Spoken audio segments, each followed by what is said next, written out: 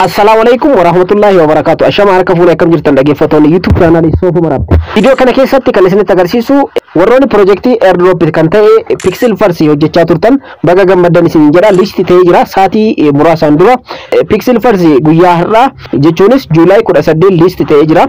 Namoonni baay'een erga listi ta'e irraa kaasee immoo namoonni baay'een karaa koomentiitiin karaa social media adda addaatiin gaafii baay'ee naaf dhiyeessaa jirtanii namoonni baay'een immoo akkanumallee basaasama adda addaa keessa seentanii jirtanii namoonni baay'een ni gurguran listi ta'ee jira jechuun ni gurguran jettanii warroonni yaaddan jirtanii waa'ee kana bal'inaan wajjin haasa'uudhaaf dhufe viidiyoon tun viidiyoo gabaabduudha. Viidiyoo kana immoo like warroonni channel kanaaf haaraa taatan immoo subscribe godha. Viidiyoo kana keessatti immoo burjaaji'insa amma uumame kana salphamatti isiniif hambisa yaada. Egaa projectiin airdrop kan ta'e Pixel Farsi kan jedhamu kun waaletii lamarratti kan listi ta'e waaletiiwwan lamarratti tokkoffaa waaletii Bybit jedhamuu fi akkanumallee waaletii Bitget jedhamu lamaan irratti listi kan ta'e hanga ammaatti wanti an arge kanneen lamaan irratti exchangeewwan biroo irratti illee listi ta'uu danda'a. So isin ilaaluu ni dandeessu jechuudha. Ani akkaawuntiiwwan kanneen lamaan waaletii akkaawuntiiwwan kanneen lamaan waan qabuuf Bitget fi Bybit jechuudha. Akkaataan akkaawuntiiwwan kanneen banachuu dandeessan yeroo itti aanu viidiyoo isiniif hojjechuu danda'a. Garuu baay'ee salphaadha. Akkaawuntii kana emailii keessanii erga banattanii booda paaspoortii yookaan immoo driver license yookaan ID card international ta'etti fayyadamtanii verify gootanii ergasii akka amma asirratti banadhi kanatti banachuu dandeessanii jechuudha. So burjaajiinsi amma uumame maalidha? Listi ta'ee jira Pixel Farsi listi ta'ee jira jechuun gurgurachuu hin dandeenye jechuu miti. Wanti isin asirratti beekuu qabdan so waa'ee kanaa wajjin haasofna.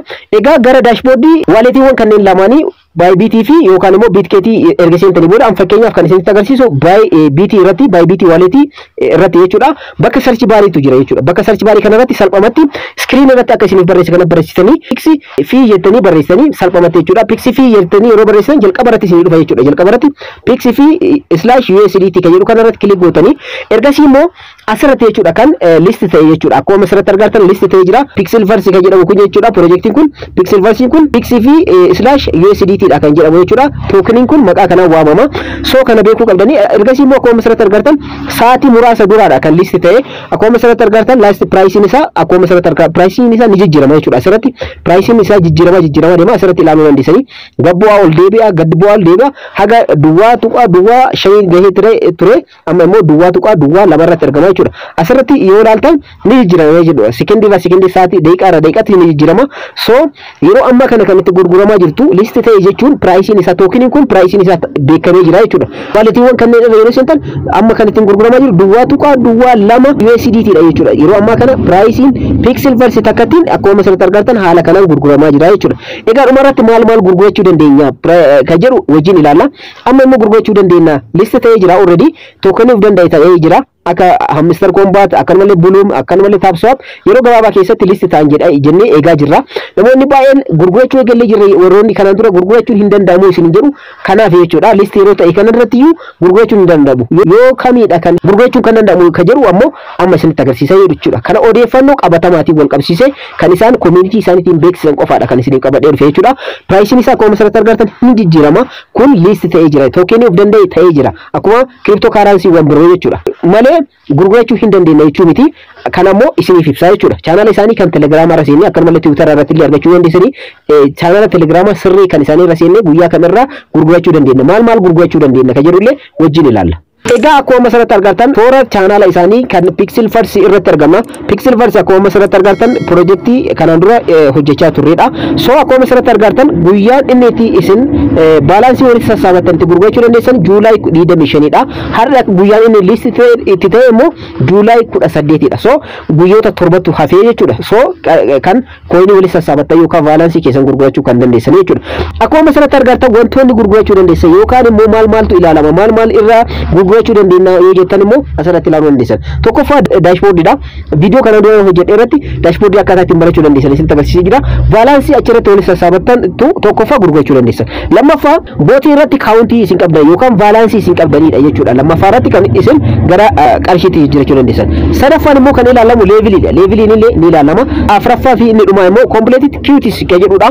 Completed queues jechuun taaskiiwwan adda addaa fixuu jechuudha. Taaskiiwwan kunniinis chaanala isaanii kan Telegiraamaa join gochuu akkanumallee subscribe gochuu, YouTube channel isaanii subscribe gochuu, Twitter isaanii follow gochuu, Instagram isaanii follow gochuu, TikTok isaanii follow gochuu kanneen taaksiiwwan baay'eetu jira akkaataa ittiin hojjechuu dandeessan highlightii kaleessa viidiyoo kaleessaa keessatti isiniif kennee jira jechuudha. So kanaafiyyuu kan guyyaan isin balaansii walitti sassaabattan itti gurgurachuu dandeessan Juulaay 25 dha. Hanga amma immoo maal ta'e jechuudha list ta'e. Tookeniin kun of danda'ee list ta'e jira. Walitiiwwan adda addaa irratti list ta'e jechuun tookenii of danda'e ta'ee jira jechuudha. PixV jedhamee tookenii of danda'e ta'ee jira. Pixilversiin kun jechuudha. So karaa adda addaatiin kanaan dura hojjechaa turtanii haala kana gurgurachuu kan dandeessanillee wantoota bal'aa asirratti isaan barreessan kana seera kanneen illee dubbisuudhaan irraa hubachuu dandeessanii namoonni baay'een immoo amma gurgurachuu ni dandeessan jettanii burjaajiinsa isinii gidduutti uumaa jiranii soo irraa akka of eeggattaniif viidiyoo kana isiniif qabadhee dhufe soo salphamatti Pixilverse yeroo ammaa kana waalitiiwwan lama irratti kan arge Bitget waalitii jedhamuu fi akkanumallee Bybit waalitii jedhamu irrattidha kan listi ta'e already kanneen lamaan irratti arge.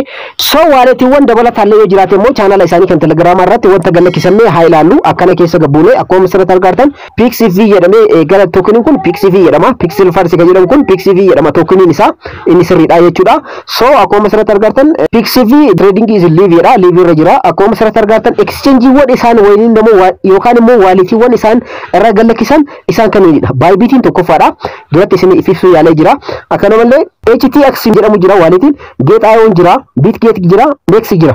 So waalitiiwwan kanneen irratti exchangeewwan kanneen irratti waalitiiwwan kanneen kan irratti kan pricing isaa beekamee list ta'ee jechuudha. Akkuma asirratti argartan kan ilaaluu dandeessanii an already lama irratti argee ture. So isaan dabalataas argadhee jira jechuudha waalitiiwwan kanneen Bybit fi Bitget irratti already an waalitii kanneen akkaawuntii isaanii ni qaba waan ta'eef asirratti argee jira jechuudha. Asirratti wanti isin hubachuu qabdan price isaatu asirratti beekamee jira. Egaa cryptocurrency namoonni hojjetan ni beektanii saatirraa saatii sekendiirraa sekendiitti exchangein isaanii yookaan immoo gatiin isaanii ni jijjiirama jechuudha. Asumarratti ol bu'aa gad deebi'a akkuma asirratti argartan ni asirratti argaa jirtan jedhee yaada. Exchangeewwan kunniin salphumatti namootaan amma barbaadamaa jira. Haarawaadha tookenii haarawaadha. Tookenii haarawni kun namootaan barbaadama waan ta'eef so haala kanaan ilaaluu dandeessanii so already guyyaan itti isin gurgurachuu dandeessan Juulaay 25 irraa eegaleeti. So kana beekuu qabdanii amma gurgurachuu hin dandeessanii hin burjaaja'inaa isin jechuu barbaada. Inni xumura irratti isiniif ibsuu barbaadu immoo karaa adda addaatiin tookeniin kun already of danda'ee jira. Amma iskaamerootaa fi hattoonni ni baay'atu. Sababni isaas koinii keessatti gurguradha kan jedhan akkanumallee bootiiwwan sobaa ni uumamu, exchangeewwan sobaa ni uumamu. Egaa kanneen irraa akka of eegdanii fi toora sirriidha kan weebsaayitii kan waalitii isaanii isaan irra gurguramaa jiran akkanumallee toora isaanii kan telegiraamaa, tiwutaraa fi kan yuutuubii isa sirriidha hordofuu qabdanii isin jechuu barbaada. Viidiyoon kan koo gabaabduun tun kana fakkaatti akka irraa fayyadamtan qaba. Warroonni YouTube chaanaalii kana faratatan subscribe godhaa. Viidiyoo kana immoo like share gochuudhaan hiriyoota keessan dhaqabaadha. Yeroo biraa viidiyoo biraatti walitti deebina. Horaa bulaa.